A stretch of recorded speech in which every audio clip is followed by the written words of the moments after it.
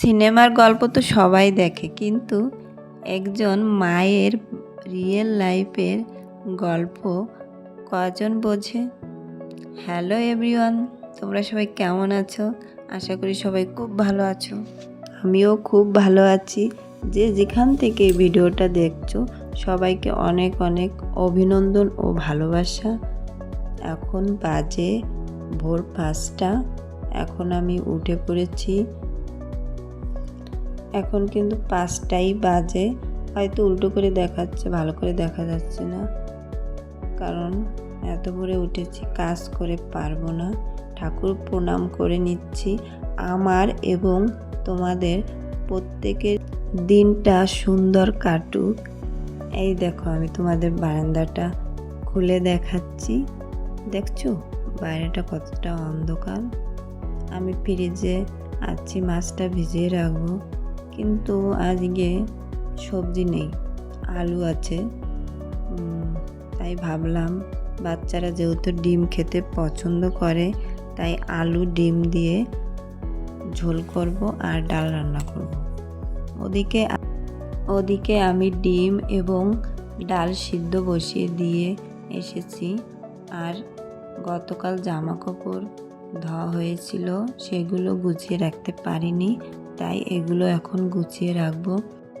3 বোনের জামা কাপড় 3 জায়গায় রাখছি, যাতে করে ওদের পরানোর সময় সহজেই পাওয়া যায়। এত সুন্দর করে গুছিয়ে রাখছি, এটা কি থাকবে আমার বাচ্চাদের জন্য? জানি না। এই সারাটা দিনই এরকমভাবে চলে, তার ভিতরও অনেকটা আনন্দ কাজ করে, কারণ ওদের জন্যই তো সারাটা দিন ব্যস্ততার মাঝেই কাটে। আর এদিকে আমি পাশের রুমে চলে যাচ্ছি। আগের যে বিছানাটা ছিল বেডশিট, সেটা আমি চেঞ্জ করে নতুন একটা বিছিয়ে রাখলাম, কারণ ওর ম্যাম আসবে আজকে, যেহেতু প্রাইভেট আছে ওর। আর এইদিকে আমার মেয়েরা উঠে পড়েছে। ঘুম থেকে উঠে মাকে দেখতে পাইনি, তাই উঠে পড়েছে। আমি যদি ঘুমিয়ে থাকতাম তাহলে ওরাও ঠিক ঘুমিয়ে থাকত, কিন্তু কি করা, আমার তো কাজ করতেই হবে। সকাল এই দিকের ঘরটা কিন্তু আমার মোছা হয়ে গিয়েছে, কিচেন, এই পাশের রুমটা আর এই রুমটা আমার বাকি ছিল, এটা আমি এখন মুছে নিচ্ছি। ওদিকে কিন্তু আমার ডিম ডাল সিদ্ধ হয়ে গিয়েছে, আমি রান্না বসিয়ে দিয়েছি, ভাতটাও বসিয়ে দিয়েছি। হচ্ছে রান্না, প্রথমে ডিমটা আর ভাতটা হচ্ছে, তারপর ডালটা বসিয়ে দেব। এদিকটা আমার মোছা হয়ে গিয়েছে। এখন আমি এই ঘরের ভিতর বাইরেটা একটু মুছে নেব, কারণ বাইরের ময়লাটা ভিতরে আসবে, এর জন্য ভালো করে মুছে নিলাম। কষ্ট হলেও সকাল সকাল উঠে কাজগুলো সেরে নিলে নিজেকে অনেকটা হালকা মনে হয়। এদিকে বাচ্চারা উঠে পড়েছে, ওরা খেলছে, ওদের কিছু খেতে দেব। আর ছোটো মেয়েকে বোতলে দুধ দিব। ওরা উঠে পড়লে ওদের দিকে খেয়াল রাখতে হয়, আবার কাজও করতে হয়। এটা যে একজন মায়ের কতটা টেনশন হয়, সেটা একজন মাই বুঝতে পারবে, কারণ কাজ করতে হয়, আবার একটু শব্দ, একটু জোরে কথা বলা, তখনই মায়ের ভিতরটা চমকে ওঠে যে পড়ে গেল না ওদের ভিতর ঝামেলা হলো। মানে এটা নিয়ে ভাবতে ভাবতে আমি মনে হচ্ছে খুব খুব টেনশন ভোগ করি।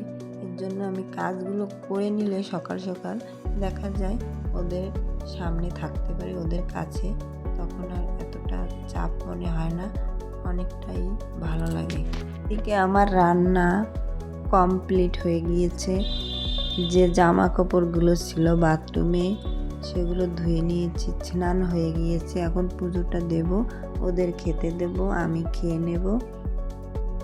চুলগুলো আঁচড়ে নিচ্ছি, এখন সিঁদুরটা লাগিয়ে নেব, তারপর ছাদে গিয়ে জামা কাপড়গুলো মেলে দেব। ছাদ থেকে জামা কাপড় মেলে দিয়ে এসেই মেয়ে বলছে, মা আমার ক্ষুধা পেয়েছে, তাই ভাবলাম ওদেরকে আগে খেতে দিয়ে দিই, ওরা খেতে থাক, ওদের তো খেতে সময় লাগবে।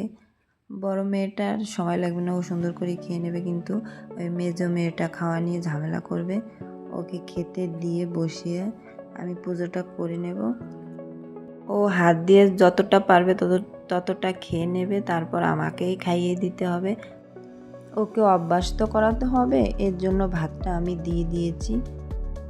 আস্তে আস্তে অভ্যাস হয়ে যাবে খেতে খেতে। এদিকে মেয়েরা স্নান করে ফ্রেশ হয়ে গিয়েছে। ওরা কিন্তু নিজেরাই বাথরুমে গিয়ে স্নান টান করে নিয়েছে। এদিকে ওর বাবা এখন চলে যাবে দোকানে। ওর বাবা যাওয়ার আগে ওদের কি খেতে ভালো লাগে, কি খেতে ইচ্ছে করে সব কিছু বলছে। বাবা আমার জন্য এটা এনো, ওটা এনো। সকাল থেকেই তেমনভাবে কোলে নিতে পারিনি, এখন মায়ের কোলে উঠে খুব আনন্দিত আমার মেয়ে, খুব খুশি। দেখো, ওকে খাইয়ে দিয়েছি, ফ্রেশ করে দিয়েছি, এখন সুন্দর হাসি দিচ্ছে আমার মাটা। এখন আমার মনে হচ্ছে আমি কোনো কাজই করিনি, খুব খুশি এখন আমি। দেখো, আমরা এখন সারাটা দিন এভাবে কাটিয়ে দেব। রান্না যেহেতু হয়ে গিয়েছে, ওদের নিয়েই, ওদের খাইয়ে, ওরা কি চায় এইভাবেই, ঠিক আছে। আর এখানে আমি ছোটো মেয়ের জন্য পেস্ট করেছি খাবার, এই খাবারটাও খুব পছন্দ করে, এটা ওকে খাইয়ে দেব এখন। এই দেখো, ও না বসে খেতে চায় না, দুষ্টুমি করে, তাই এভাবেই আমার খাওয়াতে হয়। কি করা, বাচ্চারা যেভাবে খেতে পছন্দ করে সেভাবেই খাইয়ে দিই। দেখো কি সুন্দর খেয়ে নিচ্ছে। ওকে খাওয়ানোর সময় হাজারটা কথা বলতে হয়। আর এইদিকে আমার আর দুই মেয়ে দুষ্টুমি করছে, খেলা করছে। আমি থামানোর চেষ্টা করছি, বলছি যে বসে বসে খেলা কর, দৌড়স না, দেখা যায় পড়ে যাবে। দুপুরে কিন্তু আমাদের সবার খাওয়া দাওয়া হয়ে গিয়েছে। বাকি যে খাবারগুলো ছিল সেটা আমি এখন ফ্রিজে রেখে দিচ্ছি। আর এখানে ওরা এখন টিভি দেখবে। এর আগে কিন্তু 12টার সময় আমি একটা ভিডিও করেছিলাম, সেটা জানি না কি হয়েছে, ওটা মানে ভিডিওই হয়নি।